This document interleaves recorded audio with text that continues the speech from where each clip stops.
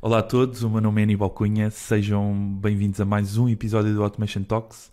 Hoje, do lado da Doc Digitizer, estou só eu, o João não pôde estar por motivos profissionais. No entanto, isto continua e, portanto, mais um episódio do Automation Talks, powered by Doc Digitizer, que tem como objetivo fazer showcase de produtos de transformação digital, projetos de transformação digital e automação, com elevado impacto para os dias de hoje, e especialmente para os dias da manhã. Dias da manhã onde a tecnologia certamente nos irá causar, juntamente com a sociedade, as dificuldades que já temos vindo aqui a falar, noutros tantos casos nos ajudará a ultrapassar os maiores desafios que enfrentamos para o futuro. Nesta tarefa, normalmente, o João costuma dizer que quem está aqui para ajudar sou eu e a Raquel, sempre para fazer deste um maior podcast. Hoje é só a Raquel que me ajuda a mim, e o que eu peço é à comunidade que já começa a ser de alguma dimensão, que nos apoiem com os likes, com as subscrições, com as partilhas, e agradecer até porque os últimos episódios têm tido um follow bastante grande e nos têm catapultado para alguma dimensão. Sem mais demoras, o nosso convidado, mais uma vez, eu não consigo parar de dizer isto, mas pronto, mais uma vez um convidado muito especial, Orlando Costa, que se licenciou na Universidade do Minho em Business Administration em 2001. Portanto, eu não queria estar aqui de alguma forma que me sou mal, não é? Mas temos aqui já uma pessoa com alguma experiência em que, depois de se ter licenciado, basicamente é daquelas pessoas que também temos vindo a perspectivar quando falámos de RH, que teve um percurso quase sempre na mesma organização, não é? 15 anos no Banco BPI, onde passou pelos mais diversos roles, chegando a Head of Procurement Management na área de Investment, Head of Procurement Management na área de Corporate Center, e são 15 anos de Banco BPI, onde completamente rompeu com esta ligação de muito tempo para lançar-se num projeto a título pessoal, onde hoje é CEO, co-founder e CEO, que é o NBanks. Orlando, o que é que te passou pela cabeça para esta loucura, não é? De certeza que, eu não sei, mas de certeza que na tua família, os teus pais, não sei se estavam presentes ainda ou não, ou quem vive contigo, como é que reage a isto e como é que não te chama doido para cima, não é? Muito bem, Aníbal. Olha, antes de mais, é com muito gosto que estou aqui neste vosso excelente podcast. Acho que este tipo de iniciativas é sempre muito importante de se poder reforçar. É verdade que o mercado de podcast em Portugal ainda está um pouco limitado, porque ainda não é um hábito comum, mas já começa a ser cada vez mais regra, quer a nível da geração atual, que é aquilo que normalmente se intitula os millennials, como também pessoas um pouco mais velhas. O que eu gostei, acima de tudo, foi a forma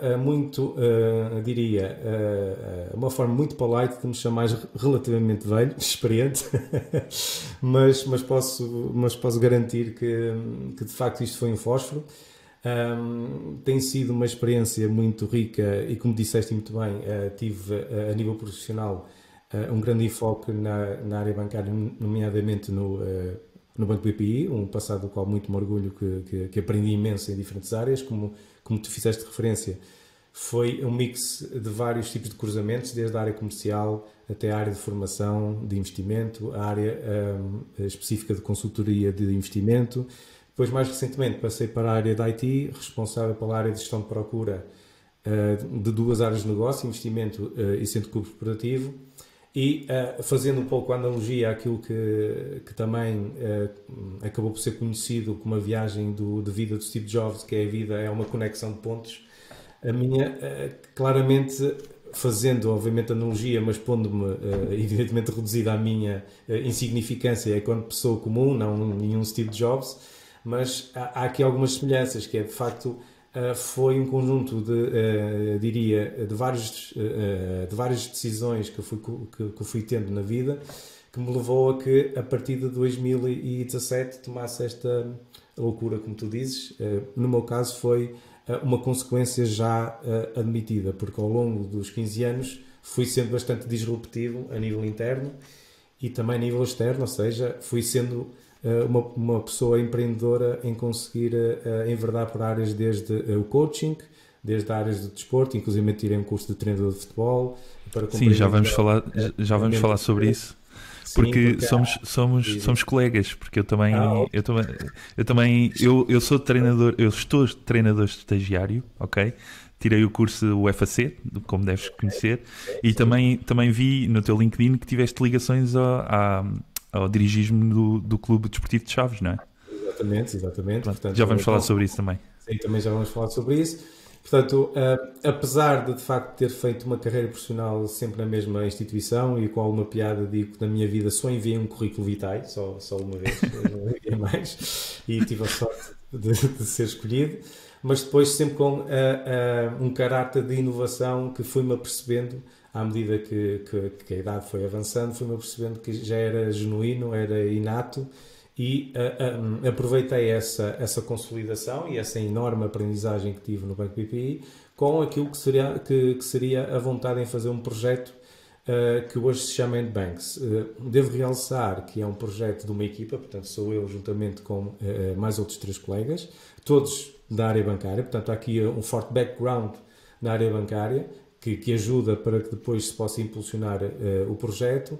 A vontade era, sinceramente, acompanhar este movimento de Open Banking, este movimento que, à boleia de uma diretiva que se chama PSD2, que nada tem a ver com o Partido Social Democrata, tem a ver com, no fundo, é um acrónimo que significa Payment Services Directive, ou seja, Diretiva de Pagamentos, impulsionada pela Autoridade da Banca Europeia e pelo BCE, que vem claramente ser um game changer na maneira como um consumidor, seja empresarial ou particular, se relaciona com as entidades bancárias. O que isto significa é a minha equipa e eu e os meus colegas vimos isto como uma grande oportunidade para poder, na prática, provocar uma forte disrupção na cadeia de valor de relacionamento do setor bancário, com valor acrescentado a nível operativo e a nível emocional. O que é que isto quer dizer?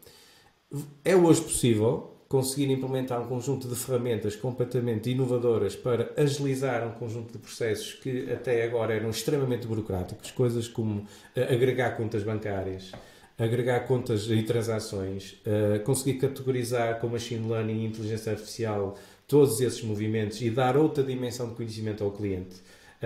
Que juntando ao machine learning, o que vai acontecer agora é a capacidade de se conseguir dar ao cliente a informação de que ele não sabe o que não sabe, ou seja, passar a ter uma nova dimensão em que as pessoas nem sequer tinham noção de que estavam a ter como atuante uma série de práticas de gestão que o machine learning vem trazer essa dimensão ao de cima e, por exemplo, facilitar processos que, como vocês sabem, e como devem imaginar, até porque num contexto empresarial há contabilistas, há pessoas de departamentos financeiros que têm que fazer de forma diária todo aquele manancial de operações complexas, o Open Banking e a Endbanks veio facilitar processos de conciliação bancária, veio facilitar o manuseamento de informação cruzada, veio facilitar a vida entre empresas e contabilistas e depois temos uma transformação emocional, que é bastante importante realçar aqui, que é dar independência ao cliente para poder ter informação agregada a seu favor, a tal Big Data trabalhada, para que possa ajudar ao cliente a tomar as melhores opções e decisões com base em novas camadas de informação que ele não tem acesso. Porque, sendo prático a nível... Hoje, um cliente normalmente lida com 1 ou 2 bancos. Sendo muito prático, 1 ou 2 bancos. Depois, quando necessita de uma operação financeira, normalmente é sempre em cima da hora, em cima do acontecimento, e lida com essas duas. Não tem tempo para fazer fishing around ou shopping around, de andar a ver soluções que possam ser mais competitivas. Ora, isso de facto não é de todo uma relação emocionalmente que seja gratificante, porque não se consegue garantir ao cliente que ele toma a melhor decisão só consultando 2 entidades. como também ao mesmo tempo ele nem sequer sabe se aquela decisão pode ser a mais adequada para a sua necessidade e não, se calhar, entrar numa cadeia de opção da própria entidade bancária que está a promover uma campanha que até pode não ser adequada para o cliente, mas que ele não tem outra opção. Portanto, nós fomos impulsionados por esta forte vontade de conseguir agilizar, por um lado, uma série de processos burocráticos e torná-los simples para as empresas e contabilistas, e, por outro lado, dar outra camada de vantagem emocional para os clientes terem independência, terem fácil fonte de informação cruzada e, por exemplo, terem o seu próprio Credit Risk Score, portanto, o seu índice de risco bancário, o seu scoring, para conseguir percepcionar qual é que é a sua capacidade em conseguir negociar mais e melhor para com as várias entidades bancárias. Portanto, estamos a falar de um modelo completamente diferente. Diferente, certo. Acho espetacular que tenhas logo começado por aí, porque eu ia começar por dizer, e isto, pegando nesse ponto e fazendo também a pergunta, eu tenho um pouco a percepção que temos a população um pouco iliterada relativamente ao Open Banking e quer dizer, lançar um produto no mercado que não está formado para o usar pode se tornar complexo, e a verdade é que explicaste aqui muito bem no que é que se resume o Open Banking e as diretivas do PSD2. Eu também estive ligado porque também trabalhei no setor financeiro e também trabalhei exatamente sobre essa área, mas não achas que, por exemplo, eu não consigo explicar de forma clara o que é o Open Banking à minha mãe, e tu não tens um pouco a mesma percepção? Sim, e isso é um desafio de linguagem, e nós aí entramos até numa área que eu até mais à frente vou-vos falar um bocadinho sobre alguns livros que possam ser úteis para se ler sobre esta humanização da economia e a humanização de alguns valores. Nós temos alguma dificuldade em conseguir explicar, sobretudo aos mais velhos, por causa do hábito, por causa daquela ligação emocional que ainda havia e continua a haver entre um banco e o seu cliente. Portanto, em que a malta se vestia o fato para ir ao balcão do banco, não era? Sim, exatamente, e havia todo aquele tipo de algum tratamento com alguma condescendência para com a gerência daquela agência. Portanto, havia, digamos, um respeito e um forte engagement, sem dúvida. Um forte engagement era quase que estar a mudar de banco era quase como estar a mudar de clube, era quase impossível de se fazer. E a verdade é que houve uma transformação enorme. Porquê, Aníbal? Porque a verdade é que os bancos começam a sentir que estão a ser utilities, estão a ser utilitários para uma necessidade específica de um consumidor que tem um novo mindset. Portanto, e é esta adaptação que estamos aqui a falar, que é a parte emocional de engagement vai caindo e vai sendo cada vez mais predominante se aquela entidade financeira, banco ou não, fintech ou banco, tem capacidade para me satisfazer a minha necessidade. Explicar isto aos mais velhos, se calhar com exemplos práticos, e por acaso nós temos clientes mais velhos que têm essa capacidade de perceber a vantagem que têm, que é explicar à tua mãe ou à minha ou a qualquer outra pessoa digamos, com mais experiência, não gosto de dizer com mais idade, mas com mais experiência, explicar que através de uma plataforma se consegue ter todas as contas numa só, consegue ter com apenas um clique toda a informação sobre o seu património, explicar que a partir dali pode ter muito mais capacidade de tomar decisões sobre que tipo de conta é que se consegue fazer pagamentos, que tipo de conta é que se consegue fazer a separação de patrimónios, enfim, um conjunto vasto. Inclusivamente explicar aos filhos de que se acontecer algum cenário mais drástico, tem ali uma plataforma que agrega a informação para facilitar essa passagem de património. Portanto, é preciso empiricamente explicar por exemplos o que é que significa o Open Banking. Mas ajudando, Aníbal, estamos a falar de uma nova forma de relacionamento em que o cliente passa a ter muito mais capacidade de tomar decisões e muito mais informação a seu favor. É isso que está em curso. Certo. Orlando, tu tiveste 15 anos numa carreira estável, como já falámos, saíste para fundar uma empresa, a tua própria empresa, uma startup, ainda que partilhada com outros dois colegas.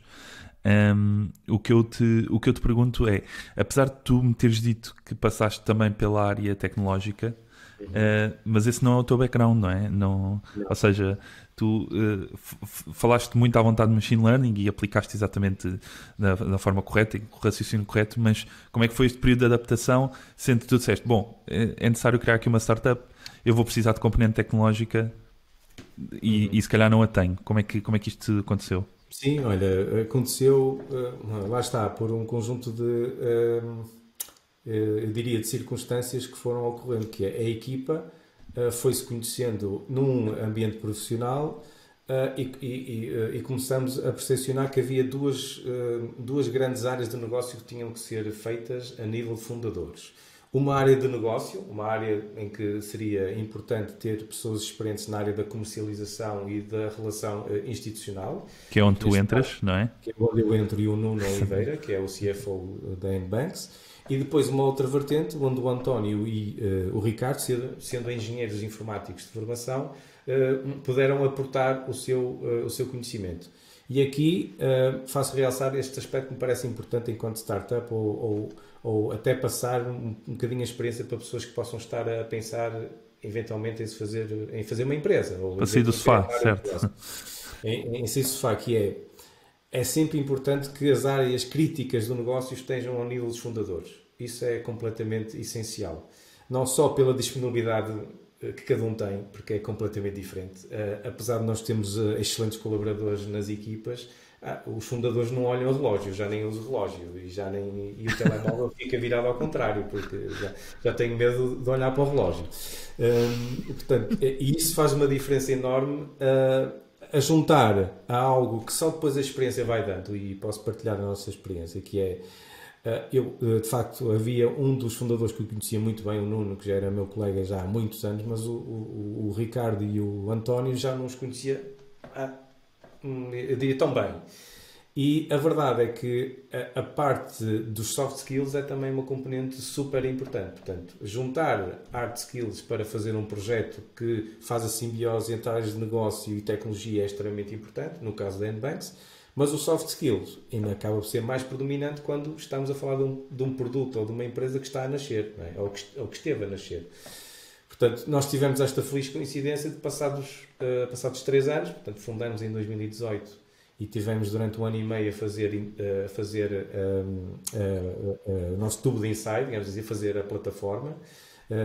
Ela foi lançada em 2020, janeiro de 2020 foi, digamos, a fase de arranque, a fase de lançamento, e a verdade é que passados 3 anos, é com muita satisfação que vemos que atingimos essa boa satisfação, essa boa capacidade, percebemos que juntamos as tech skills com as soft skills e a equipa fundadora continua forte e unida e com essas valências que tu acabaste de falar. Portanto, é Olha, diz muito uma coisa. importante isso. Disseste que foi fundado. Eu não percebi quando é que lançaram o produto.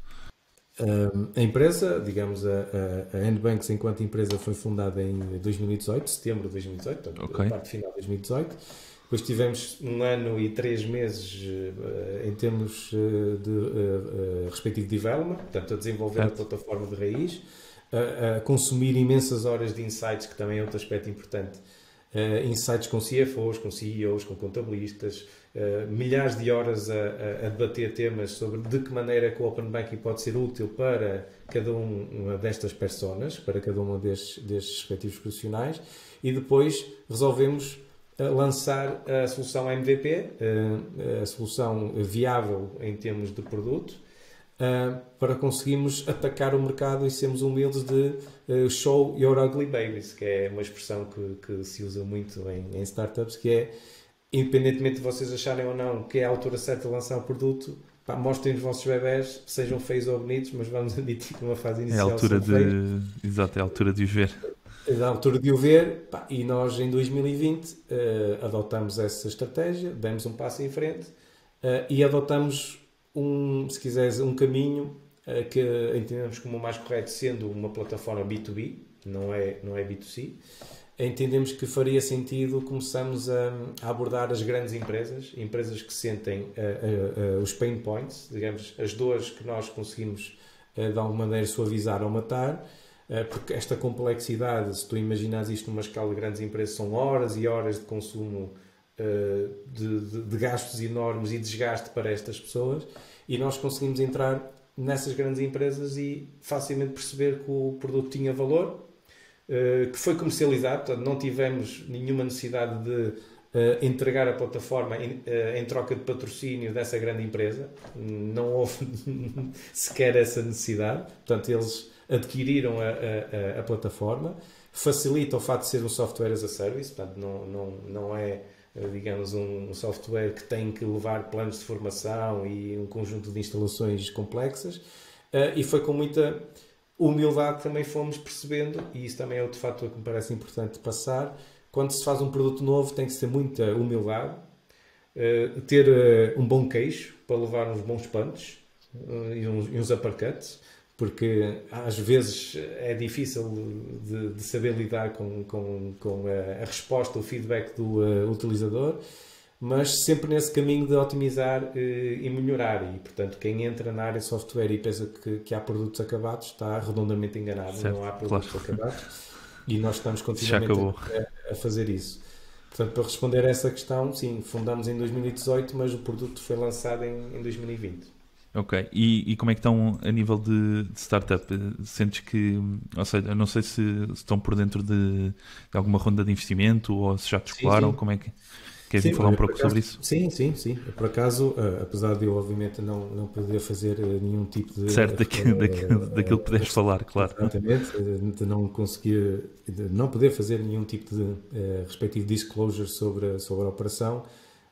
Estamos, neste momento, a finalizar precisamente uma operação de Raise Capital. Já numa fase a seguir ao seed raise, não considero série A, mas digamos uma bridge raise, uma operação, se quiseres, de financiamento intermédia, que vai servir precisamente para catapultar e massificar aquilo que já foi a conquista do primeiro, eu diria, do primeiro milestone, que é lançamos o produto e recebemos o embate do mercado. O embate foi positivo, ok? Já nos permitiu fazer boas parcerias estratégicas com boas empresas. Qual é agora o desafio? Massificar, quer a nível de Portugal, quer a nível de outros mercados. Inclusive, Angola já é uma realidade para nós, já estamos a fazer essa construção. Desculpa, Orlando, desculpa interromper-te. Eu se calhar vou passar por muito ignorante, mas tenho mesmo dúvidas em relação a isto, uma vez que falaste de Angola. Angola não está fora daquilo que são as normativas do PSD2, correto? Como é que vocês se posicionam? Sim, nós através de um conjunto de contactos que temos feito ao mais alto nível, portanto ao mais alto nível das várias agências que são as mais importantes e relevantes, quer a nível das entidades reguladoras, quer a nível do setor bancário, nós percepcionamos que poderíamos ser um player atuante nessa vertente de lançar e de incentivar o Open Banking. Okay. E, portanto, estão a fazer aquele momento disruptivo em que estão antes do agente regulador, não é? Exatamente, sim. Ou seja, a ser altamente colaborativos para ajudar a economias que não enquadradas no espaço europeu a conseguirem também assegurar o Open Banking nas suas várias capacidades de implementação. Porque o Open Banking, em sentido lato, já está a ser adotado quer a nível do espaço europeu, quer a nível, inclusive, evidentemente, do Reino Unido, porque agora há esta separação, e não sei se tens noção, mas o Open Banking começou precisamente no Reino Unido. Sim, perfeitamente. Depois foi um movimento que acabou por ser espalhado, digamos, para o espaço europeu. Já se assiste a fortes movimentos no Brasil também, de Open Banking, e se quiseres na América Latina. Nos Estados Unidos é feito de forma um bocadinho mais empreendedora do lado do business. Pois, ia-te fazer essa pergunta, exatamente, dos Estados Unidos, como é que... Bem, nós sabemos que eles são um mercado altamente liberal, exatamente, altamente liberal, mas depois nisto é difícil haver um pilar central onde se consiga trabalhar sobre, não é? Como é o caso do Open Banking aqui, não sei como é que funcionava nos Estados Unidos, uma vez que eles são liberais ao ponto também de as contas referentes àquele banco são as contas daquele banco e ponto final, não é? Ninguém tem nada a ver com isso. Sim, exatamente. O que posso dizer, por exemplo, usando alguns case studies, como a Mint, por exemplo, é uma empresa que teve alguma dimensão nesta componente do Open Banking americano, eu diria que eles estão na stage one daquilo que foi a Ok. versão do espaço europeu, ou seja, estão na área em que as fintechs estão a fazer o seu trabalho, normalmente usando RPAs, usando Uhum. algumas tecnologias de agregação e de automatização. E não tenho dúvida que depois, a nível da Reserva Federal e das entidades reguladoras, irão avançar para aquilo que foi, digamos, o processo homólogo no espaço europeu. Mas sim, nos Estados Unidos sentimos que há espaço para que o mercado tenha volume, tenha dimensão e depois sim, se for um caso sério, como está a acontecer agora, por exemplo, com esta questão da Bitcoin, agora que se está a tornar um caso sério, que toda a gente está a pensar nele, pronto, nos Estados Unidos é a mesma coisa. Quando isto começar a ser um caso sério, eles vão, no fundo, determinar uma regulamentação que enquadra a respectiva atividade.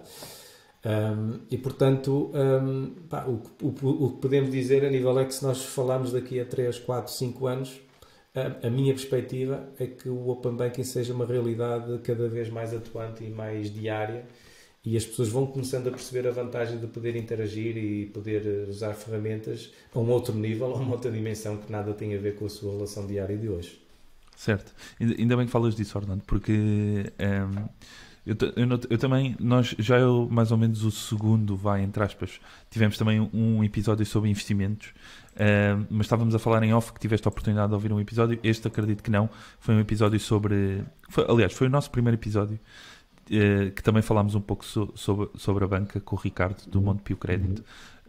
Ok. E ele também falava um pouco sobre a transformação bancária enquanto movimento global, não é? Porque ele também tinha uma larga carreira no setor financeiro e nomeadamente também no Montepio, e ele acompanhou todo aquele processo de choque em que inclusive comentámos que, curiosamente, um dos primeiros setores a revolucionar-se na transformação digital foi exatamente a banca, com o home banking há 10 anos ou 15 anos atrás. Exato, em que tu podias fazer operações em casa e isto era mind-blowing, não é? Hoje em dia parece que é o setor que mais lentamente se move nisto, não é? Mas isto para voltar ao ponto que a Doc Digitizer fez o trabalho de casa aqui também não só eu, não é? Mas com a ajuda da Raquel e do João, e sabíamos que tu num episódio referias exatamente essa revolução bancária.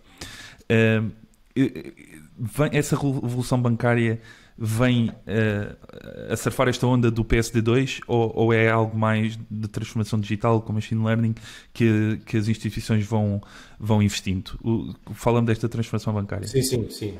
É uma ótima questão, Aníbal. Eu diria que é assim, a PSD2, por aquilo que já se começa a ser evidente nas conversações entre nós, CEOs de fintechs, a nível europeu e a nível mundial, porque há fóruns onde se consegue fazer este tipo de argumentação ou de debate, ela não se vai esgotar aqui, porque só para teres noção, a PSD2 engloba a agregação de saldos e transações. E agora pergunto eu, e as posições integradas? E o mapa de responsabilidade de crédito das pessoas?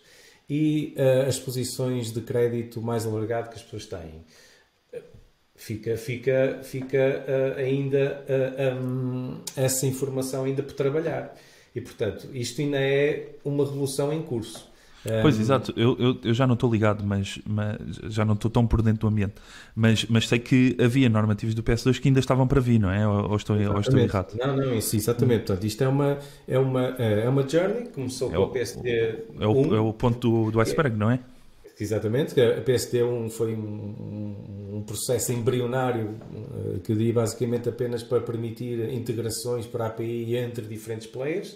Depois passou para a PSD2 e a nossa expectativa é que já passe para, imagina, posições globais, facilitar ainda mais o processo de iniciação de pagamentos, em que, por exemplo, já começa a haver movimentos dos chamados BaaS, que é Banking as a Service, que é as empresas poderem ter serviços elas próprias bancarizadas dentro da sua própria estrutura, imagina, portanto, as big players já estão a fazer isso, começar a tornar serviços internos já bancarizados. Isso é uma revolução que já está a existir e que vai existir cada vez mais. Portanto, quando se fala em revolução, eu diria, fala-se em duas perspectivas.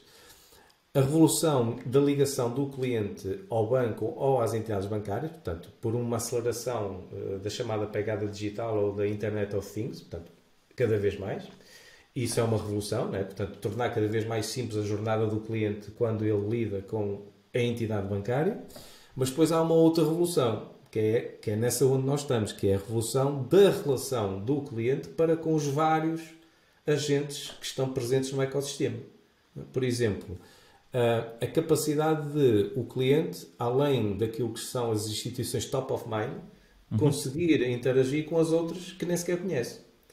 Por exemplo, só para teres ideia, nós ainda agora temos uma proposta de uma fintech sul-africana que atua na área de factoring e confirming, portanto, numa área técnica que agiliza a componente da faturação e da confirmação de faturação para as empresas, que quer atuar em Portugal.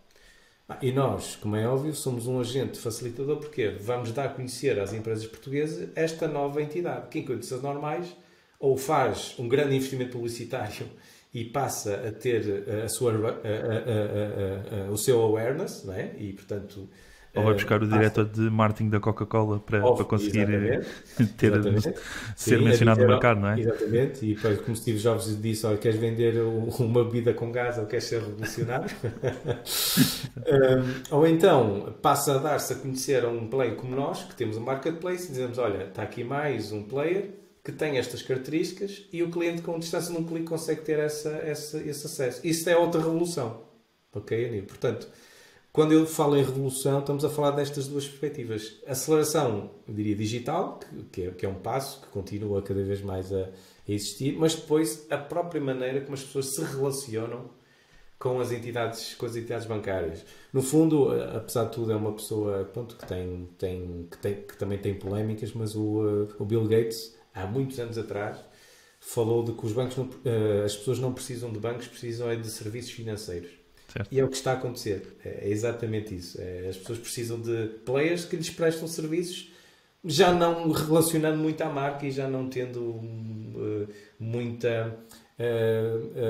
muito prejuízo, ou seja, não tendo muita dependência emocional, ser uma marca nacional, ser uma marca internacional. Sim, ou seja, aquilo, eu também penso que foi tema com o Ricardo.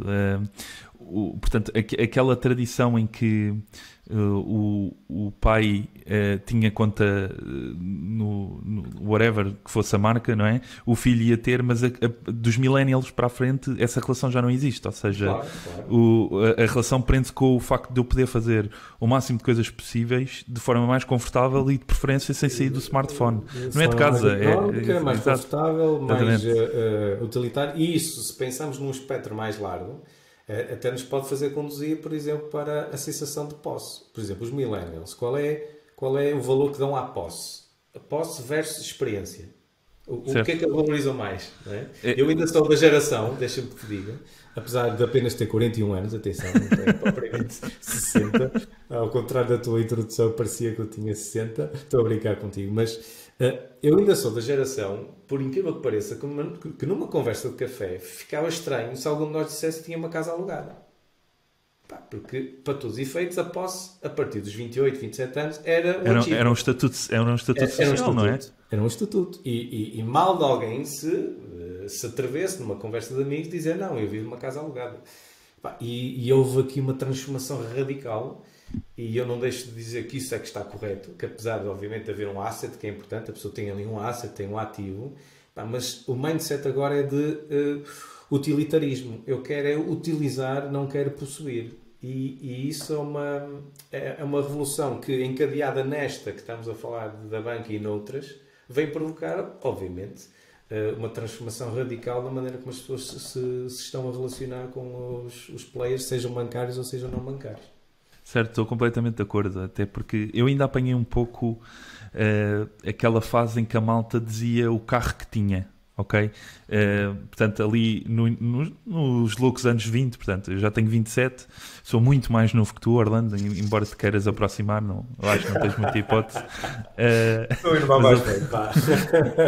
Ali naquela fase dos 21, 22, a malta dizia, vou comprar um carro, mas é um carro em segunda mão ou em primeira e é de 2015, isto era a conversa. Mas, de facto, o que a malta hoje gosta mais de falar, e aqui já não tanto com o propósito de estatuto, é que pá, não tenho carro, não tenho casa, estou num quarto alugado, mas fiz uma viagem o ano passado à América do Sul de um mês e utilizei a Revolut porque consegui ter de câmbio, não pagar quase nada na taxa de câmbio, pá, foi brutal, o cartão funcionou sempre e etc. Pá, e eu sei de histórias de tios e pais de amigos meus e os meus próprios, que o Interrail na altura deles, pá, era um problema porque tinham que andar a fazer câmbio e as relações com as instituições financeiras da altura não os apoiavam minimamente neste tipo de coisas. Portanto, percebo perfeitamente o que estás a dizer. Sim, e portanto, dentro dessa perspectiva do Customer Journey, que é o que estás a dizer, ou seja, hoje vivemos numa sociedade mais móvel, agora, evidente, com este episódio, que eu considero um episódio da humanidade que há de passar, esta questão do Covid, e tem que passar, há mais do que aconteceu há 100 anos, volto a recordar que há 100 anos aconteceu algo semelhante. E a seguir veio a loucura dos anos 20 e dos anos 30, portanto estou fortemente convicto, a seguir vem um boom enorme de viagens, de turismo, de interação social, mais atividades, portanto temos que ser confiantes nessa perspectiva. Claro, obviamente protegemos, mas há de ser apenas um episódio nesta longa história da humanidade.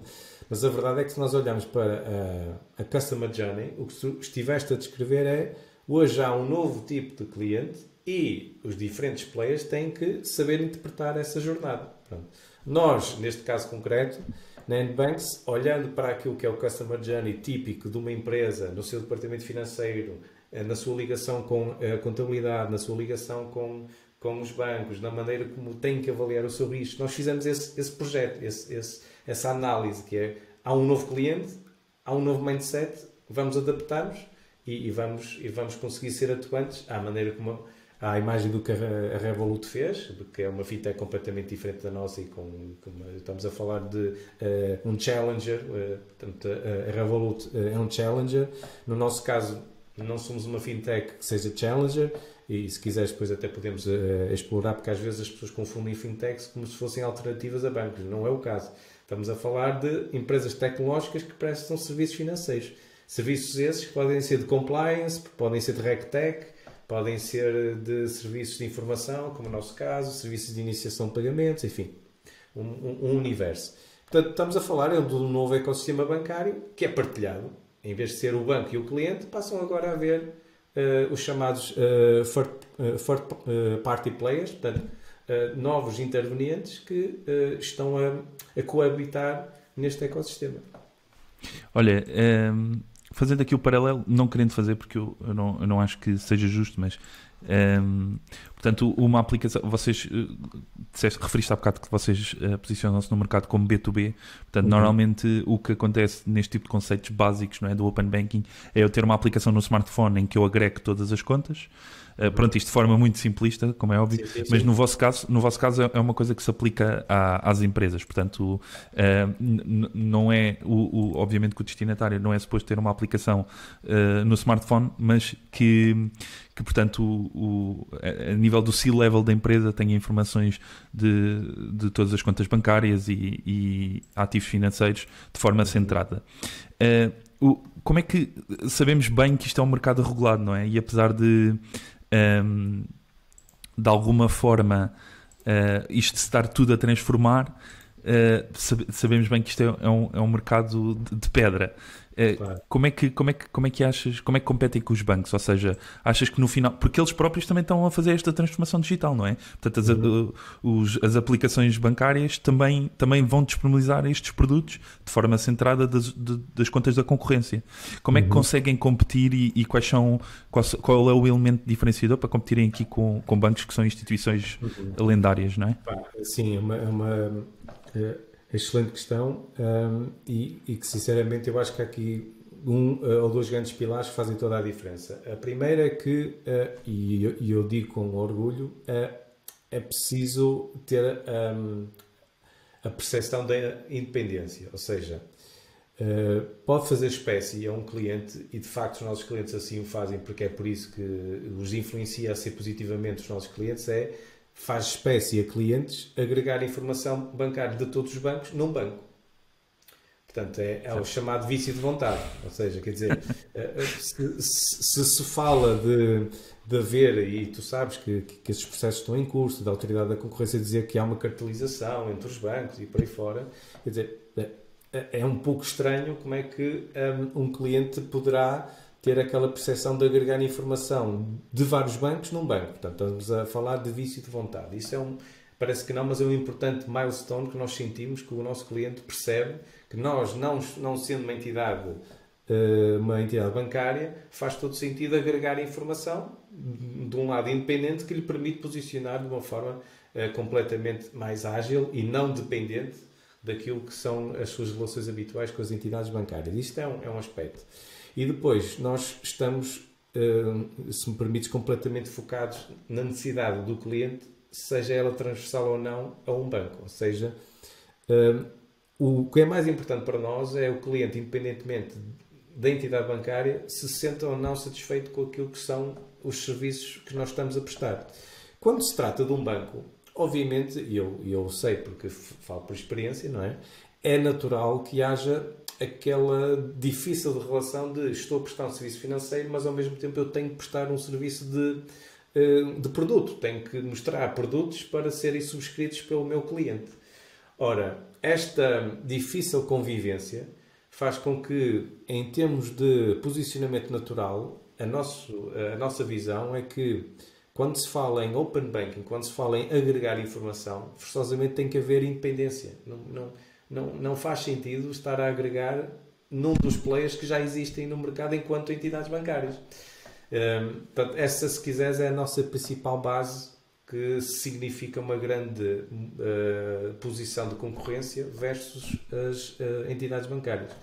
Além de que depois temos a forma atuante, que é como nós temos o marketplace dentro da nossa plataforma e atuante de forma equitativa, ou seja, nós não temos nenhuma relação privilegiada com nenhuma entidade bancária, facilitamos depois o processo de onboarding ou de relação entre um cliente e um banco, de forma equitativa.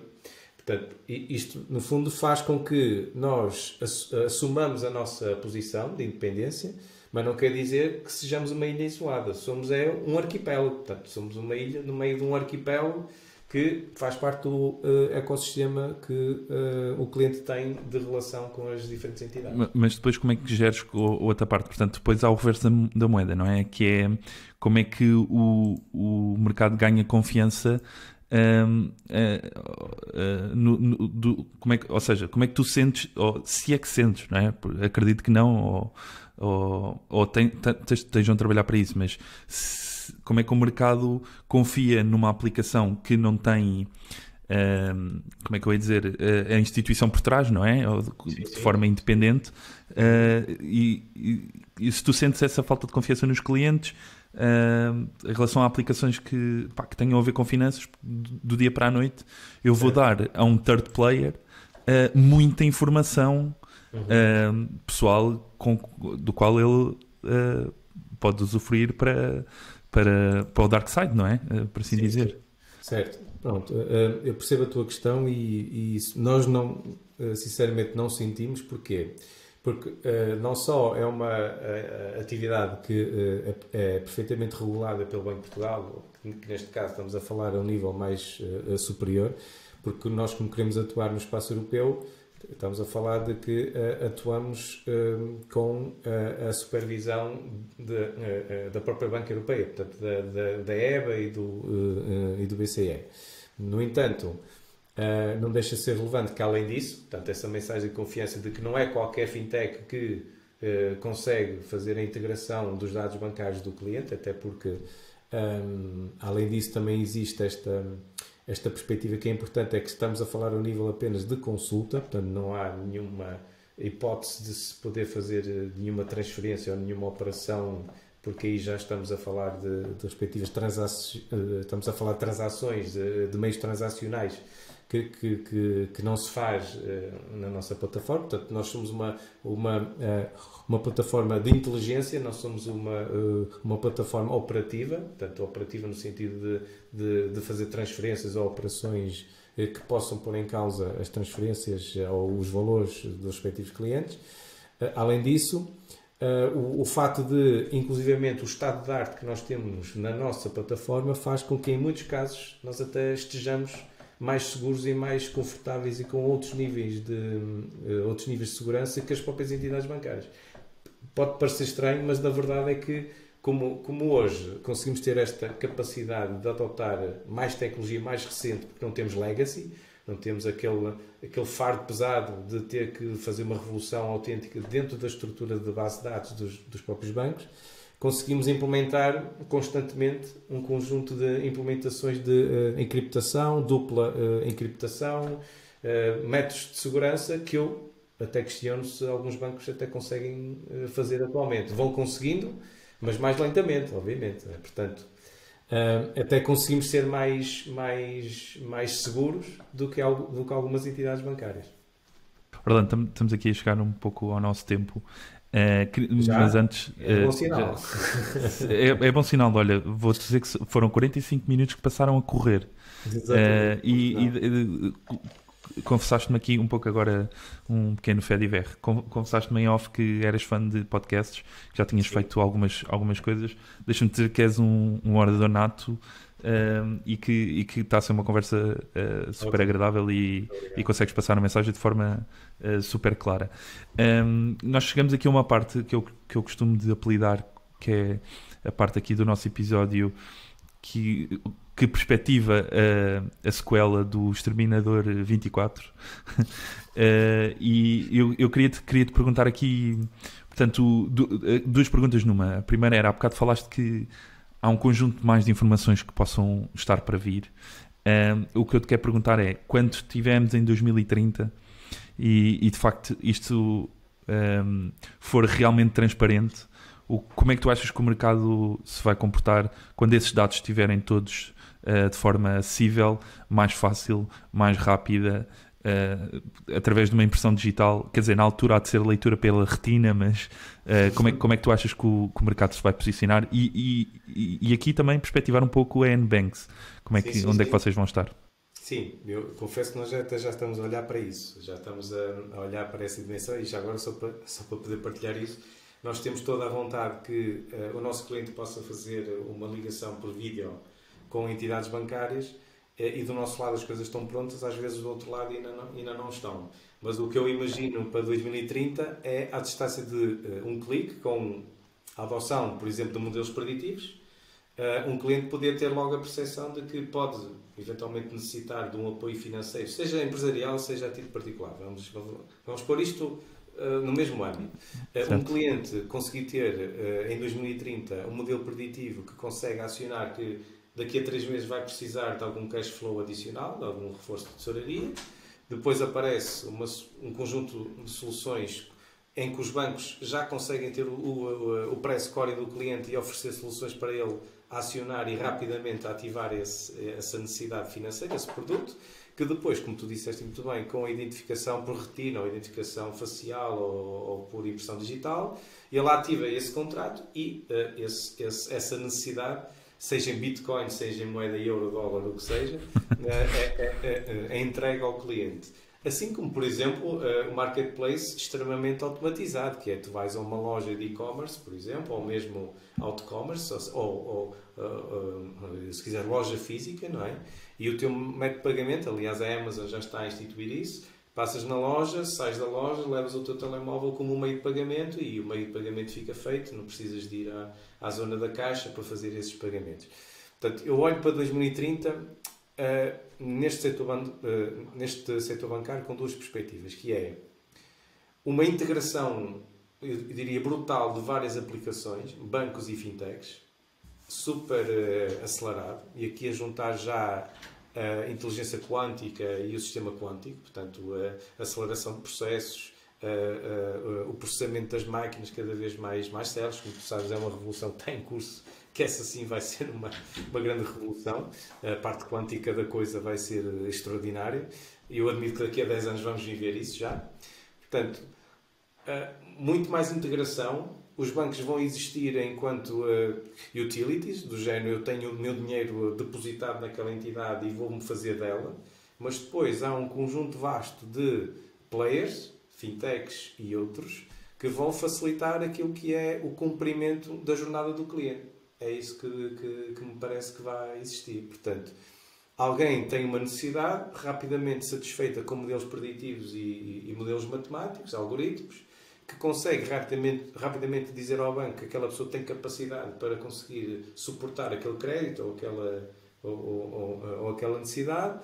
E por outro lado, do lado do cliente, tem ali uma lista de possíveis opções, nacionais e internacionais, porque, por exemplo, o BCE vai possibilitar, sem problema nenhum, que um alemão possa financiar-se num banco português, por exemplo. De uma forma extremamente simples.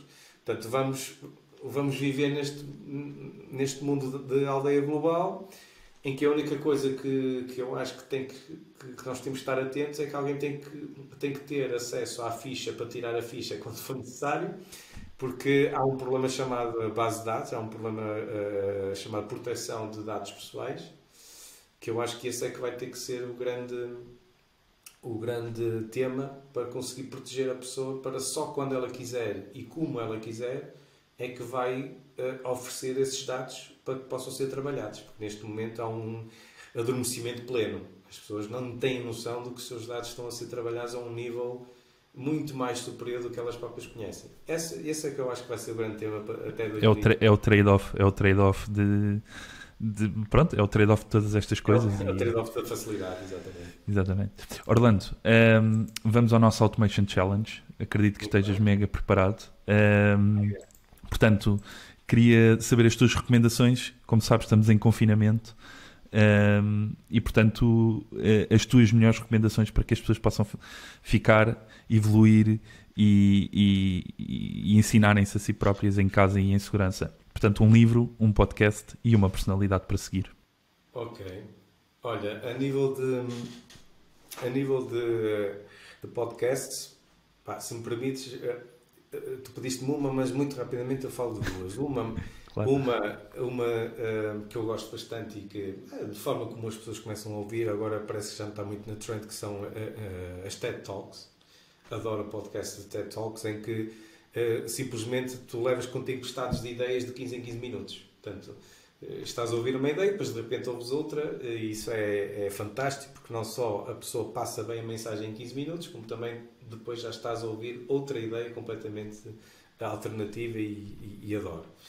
Depois tem de Mark Maron, que não sei se conheces, é um podcast que se chama WTF, eu não preciso dizer mais nada, e é um humorista americano que já participou em várias sitcoms e inclusive também é ator, mas ele acaba por se dedicar mais ao humor e ao sentido cómico. Ele tem um podcast, e posso dizer, foi dos primeiros podcasters do mundo, e em concreto eu faço uma forte recomendação para que ouçam a entrevista que ele fez ao John Cleese, um dos fundadores dos Monty Python, que certo. É absolutamente brilhante. Foi o podcast mais extraordinário que eu ouvi, não só pelo convidado, como também pela forma como o Mark Maron fez essa entrevista. E foi aqui que eu também percebi que o meu lado empreendedor tem uma forte ascendência irlandesa. Não sei se sabes qual é que é, não sei se sabes qual é que é a história normalmente ligada aos irlandeses, mas há uma história que identifica os irlandeses. Não sei se conheces. Então, olha, muito rapidamente, o que marca a característica dos irlandeses é, há muitos anos, na época da famosa Corrida Dourada nos Estados Unidos, sim. Muitos irlandeses acabaram por desembarcar em Nova Iorque, nas costas americanas, à procura do seu sonho, daquela lógica da Promised Land. Não é? Eles chegaram a Nova Iorque, foram a um bar irlandês, lá está, falaram com o bartender e perguntaram, olha, pá, estamos à procura de emprego, gostávamos de poder ver que oportunidades é que existem. E o bartender disse, olha, do outro lado, da West Coast, na Califórnia, dizem que há muitas oportunidades de emprego à procura do ouro e inclusive na captura de índios. Pá, eles acharam estranho, captura de índios. Está bem, mas pagam melhor a captura de índios? Sim, pagam melhor a captura de índios. Pronto, eles apanharam o comboio, que já existia, na altura, lá foram eles e alugaram os cavalos quando chegaram ali à zona da Califórnia, começaram a andar à procura de índios, até que chegaram a um cliff, a uma montanha, sem retorno. De repente, voltam para trás e viram que estão a ser perseguidos por milhares de índios. E um vira-se para o outro e diz, epá, acho que vamos ficar ricos. Exato. Portanto, esta extraordinária capacidade de ver que mesmo em difíceis épocas tens que ser otimista. Certo. E isso é um empreendedor. Às vezes tens que ser assim para... sabendo tu que é provável que a tua vida vá ter um fim, mesmo assim consegues ter capacidade interessante de poderes olhar para o futuro com algum otimismo.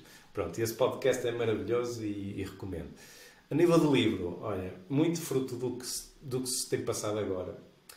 E isto, inclusive, acho que chegou à altura de, se calhar, cada um de nós também perceber até que ponto é um agente político e de que maneira pode intervir na sociedade. Eu tenho vindo a ler vários livros, desde o espectro da esquerda até ao centrismo e até à direita. E fiquei fascinado com um livro que se chama The Righteous Mind, de um senhor chamado Jonathan Haidt, que é um psicólogo americano, que dá aulas sobre ética no comércio e ética nos negócios.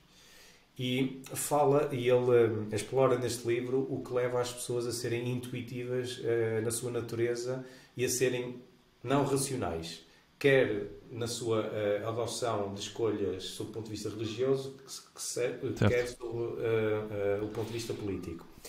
E ao fazer... Só faltava dizer clubístico, não é? Mas sim, sim, mas também. Só que nos Estados Unidos o culto do clube é um bocadinho relativo. Certo. Porque eles gostam mais do desporto do que do clube. Sim. E depois, ele ao fazer os testes, percebeu que muitas vezes as pessoas adotam a escolha por um conjunto de padrões rápidos. Ou seja, as pessoas rapidamente vão pela intuição e depois tentam construir um processo mental de racionalizar a escolha. Certo. De acordo. E isso acontece muito cá no clube, não é? E é verdade, é tal e qual, sim. A sua resposta é rápida e depois vão tentar construir um processo para justificar aquela resposta. Ora, se nós ligamos isto à escolha política, à escolha da religião, acho que nesta conjuntura é um livro que eu fortemente recomendo. Em termos de personalidades, há um que me marcou muito, porque fez-me abrir um bocado a mente sobre a comunicação, que é a minha área de formação, comunicação, marketing e gestão, que é o Simon Sinek, que na altura que ele apresentou o conceito do Golden Circle e a maneira como as entidades devem comunicar, foi uma epifania para mim, que me fez pensar sobre a maneira como se deve comunicar a nível institucional e a nível de marca. Portanto, é uma pessoa que eu recomendo. Se calhar é muito conhecida por muita gente, mas pronto, para quem não conhecer, fica esta... Não, acho que é uma ótima sugestão. Eu conhecia, mas sim. Ficam as ótimas sugestões do Orlando. Orlando, foi um prazer. Temos com certeza muito a aprender com aquilo que recomendaste e mesmo contigo, e eu aprendi bastante durante esta sessão. Antes de fechar, queria só deixar o nosso Automation Fact, peço desculpa, que é a nossa mais recente rúbrica, que tem exatamente a ver com isto, tudo que falámos, que é o número de transações, ou seja, de pagamentos sem serem dinheiro, portanto, por todos os outros que não dinheiro. Em 2019 foi de 162,1 trilhões de euros. Não sei, Orlando, tinhas esta noção ou não? Em 2019? Sim. Em termos de número não, mas por acaso uma das coisas que eu costumo falar com alguma frequência é o setor bancário acaba por ser aquele menos sexy, é um dos menos sexy, porque é um bocado boring, é verdade, entre a malta nova, é boring, não é assunto, não é? Mas ao mesmo tempo, de forma diária, é capaz de ser aquele assunto que as pessoas interagem mais. Portanto, é um número que acaba por evidenciar isso. É aquele setor que não valorizamos em termos emocionais, mas que assegura uma parte operacional para o nosso dia-a-dia altamente crucial. Certo. Portanto, segundo o Banco Central Europeu, em 2019 realizámos 162,1 trilhões de movimentos não em dinheiro. De certeza que este panorama terá aumentado em 2020 pela situação que vivemos. Claro. Mas vai aumentar cada vez mais. Exatamente. Orlando, mais uma vez, muito obrigado. Resta-me agradecer também à nossa audiência. Fiquem ligados, vai sair o episódio sábado de madrugada, ou de sábado para domingo de madrugada. Sigam-nos nas redes sociais, subscrevam, apoiem, partilhem e sejam felizes com a Automation Talks powered by DocGuider. Obrigado a todos.